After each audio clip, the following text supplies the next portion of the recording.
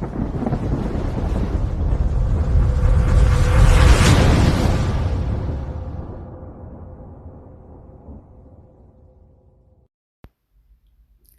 fam, FoxOff here. I want to talk to you guys about the Gladiator class. Before we delve too deep into Gladiators, understand that they're a hybrid tank. So they attack fast and they have great utility. They can also delve into the damage side of things and they're really good for PvP. However, I'm just going to speak about the tanking aspect. Having this said, their attack speed is utilized for their abilities, but because they can cycle through their abilities so fast, this helps them survive big damage, or it can help them CC other things to kind of give the damage dealers a chance to just blow things up with their big abilities.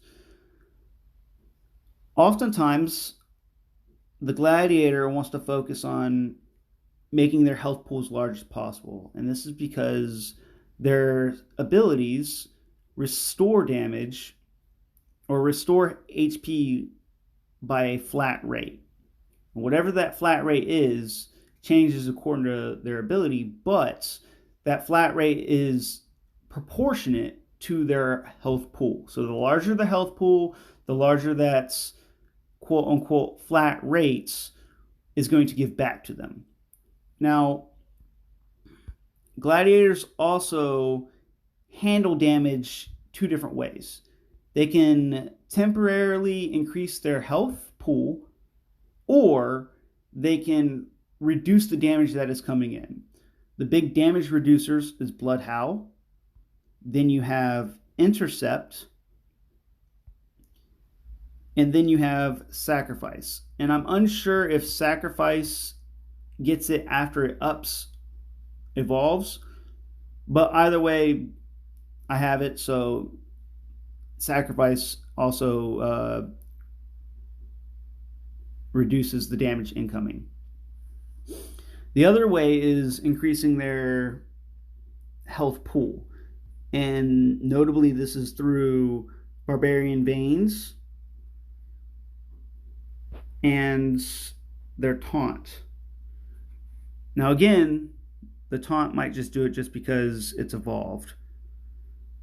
The other notable abilities they have, if you're using Barbarian Veins, Blood Rush, or Blood Force rather, it gets buffed from the Barbarian Veins. So in Clutch, because it increases the healing, it's really good for the healer. It kind of allows them to catch a breath for a second if they have to. If you stack this ability called Toughen, because it's the way it's written, the way it responds is the first big skill that's being done to you. If that's a one-shot kill, if you have Bone Ankylosaurus stacked with that, it actually heals you a ridiculous amount and you won't take any damage because the one shot is being absorbed through the Bone Ankylosaurus. Probably one of the best aspects of the Gladiator class, because they can attack faster, is Let's Charge. They can boost all of their team members' attack by a variable more often. Let's be real. If you kill the thing before it hurts you, you don't take damage, which means you're an effective tank.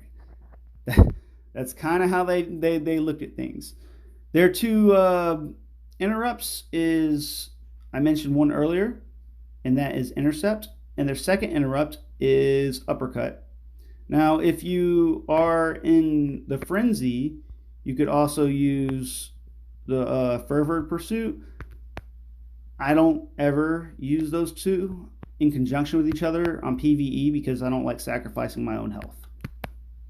Moving on to AFK builds, as I don't like sacrificing my health. I have Whirlwind, Cleave, Frenzy, and Sever Strike, but I'm pretty sure if you use Let's Charge to buff your other guys AFK, it'll speed it along faster. So I think that would be the better run to go with.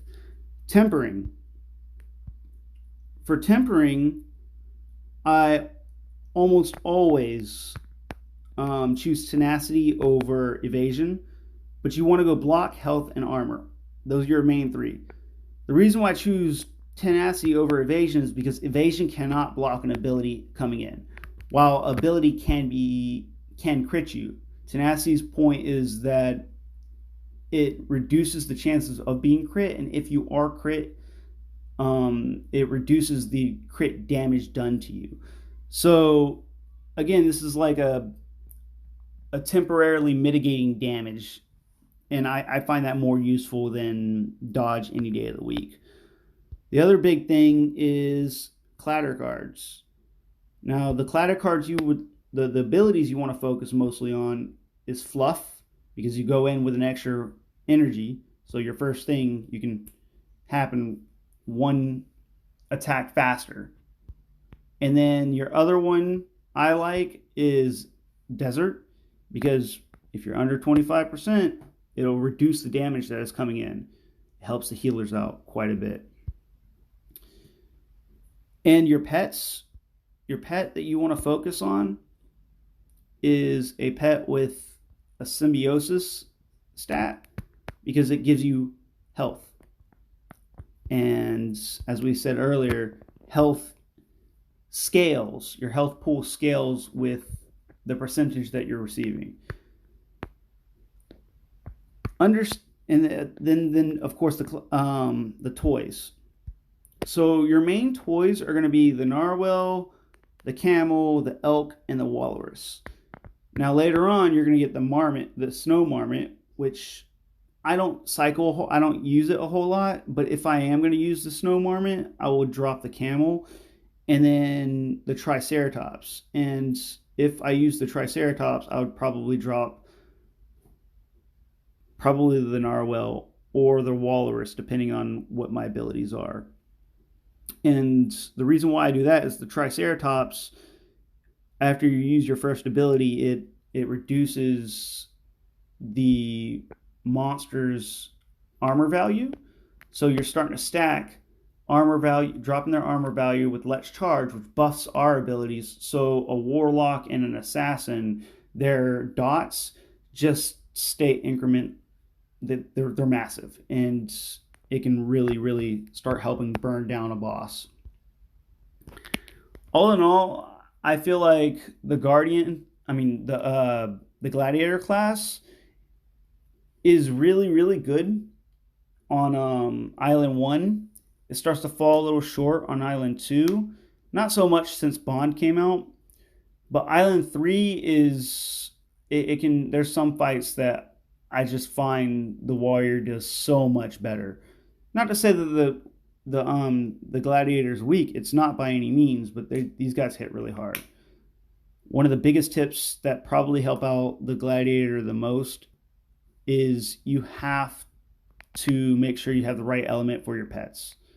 It's just, that's the way it is. It really helps out the Gladiator a lot.